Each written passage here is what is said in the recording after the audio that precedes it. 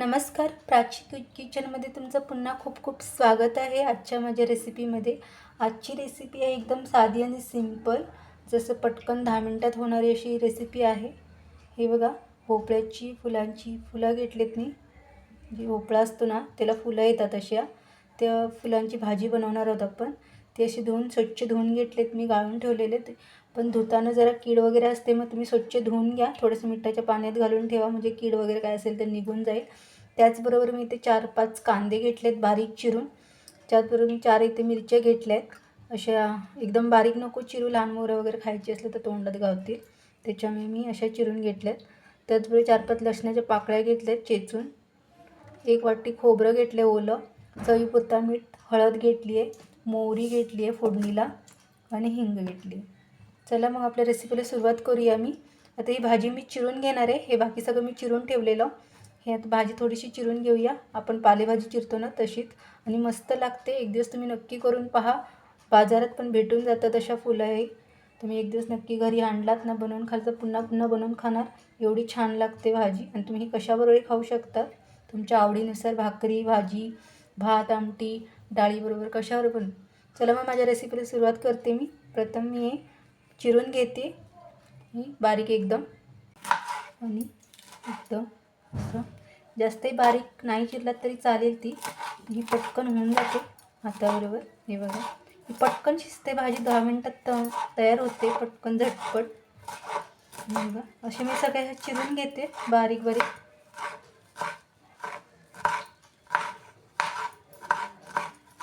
बघा, माझी सगळी चिरून झाली आहे भाजी. ही मस्तपैकी प्लेटमध्ये काढून घेते मी. ही बघा, आपली कढई तापलेली आहे.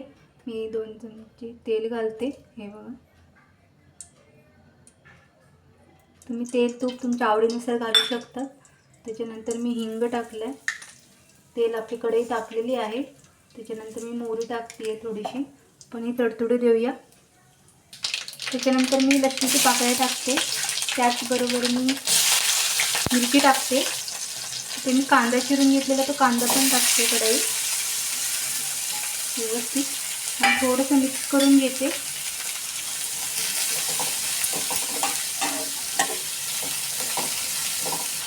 आपण कांदा शिजण्यासाठी पटकन मीठ आणि हळद टाकून घेऊया, दोन्ही एकबरोबरच व्यवस्थित मिक्स करून घेऊया. कांदा आता शिजत आला आहे. त्याचबरोबर मी ती भाजी चिरून घेतलेली ती घालते, फुलांची. हे बघा, तिथे घालते आणि व्यवस्थित मिक्स करून घेते. पाणी घालायचं नाही, वाफेवर एकदम वाफेवरच वाफवायची ती भाजी. आपलं पाणी सुटतं या भाजीला. एकजीव करून घेते, व्यवस्थित मिक्स करून घेते. खायला मध्ये छान लागते भाजी. नक्की तुम्ही एकदा करून पहा तुमच्या घरी. व्यवस्थित मिक्स करून घेते.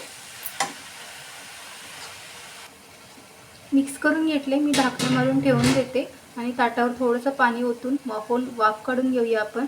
भाजी पटकन शिजते, वेळ लागत नाही भाजीला. 10 ते 5 मिनटं लागतात भाजी शिजायला. भाजी मस्त शिजली आहे. आपण खोबरं ठेवलेलं ना, ते खोबरं घालूया पूर्ण वाटी.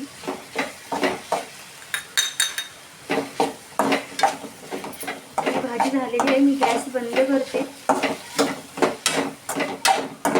मिक्स करून घेते खोबरं घातलेला. मी भांड्यात काढून घेते ही भाजी.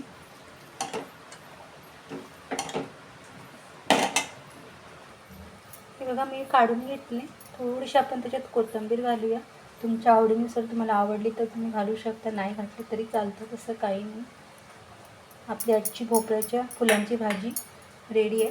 तुम्हाला कशी वाटली मला नक्की कॉमेंट करून सांगा, लाईक करून सांगा, सबस्क्राईब करा, बेल आयकॉनला क्लिक करा.